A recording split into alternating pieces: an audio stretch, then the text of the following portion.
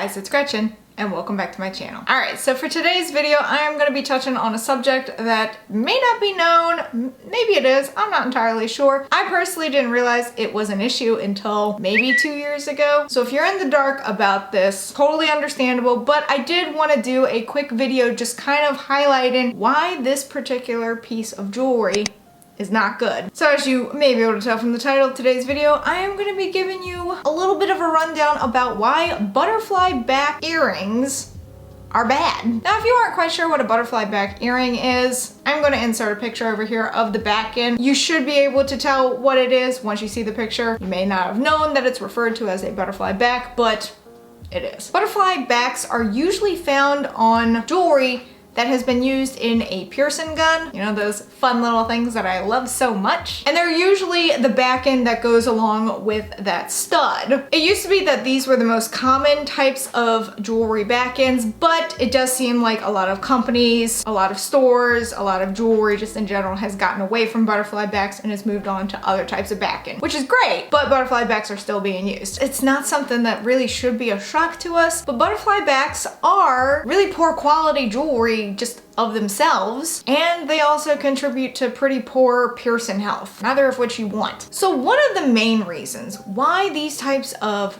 back ends is so bad is because of their design. They look pretty interesting compared to just a normal flat back, but the problem with this design is that it's very difficult to 100% clean, and instead all that bacteria is getting trapped in there. So even though you think the only spot that you need to clean is the part that's touching your ear or even touching the jewelry, when really you need to be cleaning the whole thing. So you can't just take a Q-tip or whatever and clean around it and think you've gotten it, because in those little areas that are curved is bacteria that has been trapped and most likely has been there for a while. Because of this poor design, even though you think it's a good design, it really isn't. The bacteria is being trapped and contributing to poor piercing health. I wonder why piercings that are done with guns, just a decline in piercing health all the way around. Something else about butterfly back ends are that they fit almost too snugly on their jewelry. Have you ever had a stud that had the butterfly back on and it's like stuck on there? Like you really have to force it in order to get it off, and even then you've hurt your piercing in the process because you're basically ripping it. Have you ever noticed that before? Butterfly backs are just on there way too tight, even more so than you would want. I don't know about anyone else, but I like to make sure that my jewelry is all very snug and tight and doesn't have a chance of loosening up or popping off so that I may misplace it. But if it's so tight to the fact that you have difficulty removing it, that's a problem. Because they're way too tight, not only is it difficult to remove them, but it also may cause issues of potential swelling. Now, if you've gotten a fresh piercing before, you probably are aware of how much swelling may happen within the first few days or even the first few weeks of receiving that piercing, which is why piercers usually give you like this really long bar that just seems so obnoxious. And yes, it is, but it's also necessary because of that swelling. Well, because the butterfly backs are so tight on the post, it doesn't allow for swelling to expand and kind of breathe on its own, and instead is squishing the swelling. This leads to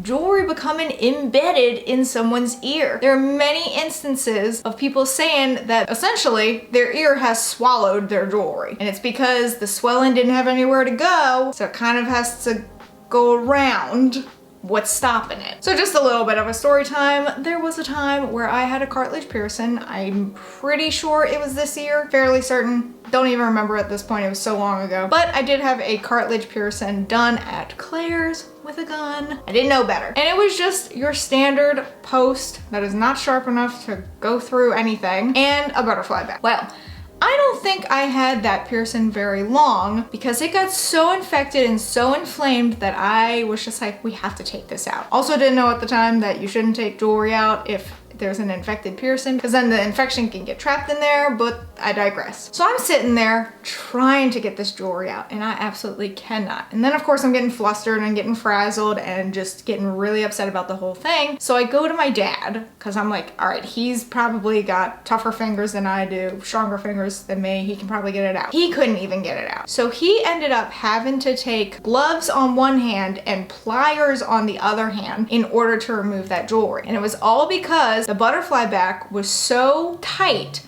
on that post that we couldn't remove it because then my ear had already started to like basically eat the jewelry. So that wasn't fun. That was very traumatic. And I have been very much against piercing guns ever since. And that was in 2007. It's been a while. Again, butterfly backs are usually found on jewelry in piercing guns. It used to be the standard, probably the most common type of jewelry back-end that you would find at any place that sold jewelry, but a lot of places have gotten away from it because of its poor quality. It is a hella cheap material. You don't want that anywhere near you, and it's just not good for overall piercing health. However, I do have to say, some piercers will use this themselves. I don't know why.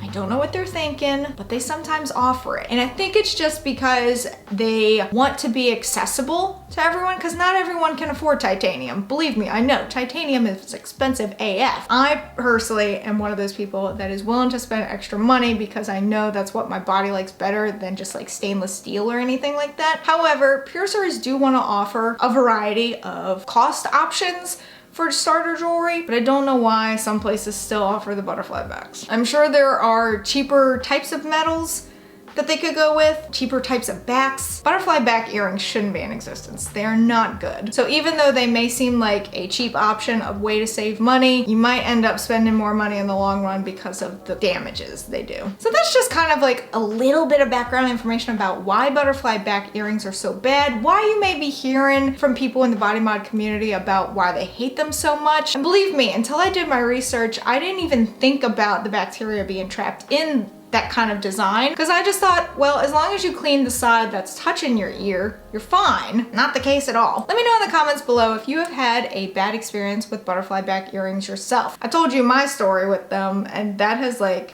that has really stuck with me over these years, which is why I'm very adamant about not using butterfly backs on earrings. But let me know in the comments below if you yourself have kind of experienced a really bad situation with these back-ends. They're not good, and you really should do everything in your power to avoid them. Special thank you to my patrons. You can help support the channel on Patreon while having access to videos early, viewing patron-only content, and more. But that is it for this video. If you enjoyed it, please give it a big ol' thumbs up. Go down there and hit that subscribe button, wherever it may be, because I don't know, even though I do. This is just my shtick now. Also hit that notification bell in case you want to know when I upload, and in case YouTube wants to let you know when I upload, because I would really appreciate it. And until next time, bye guys!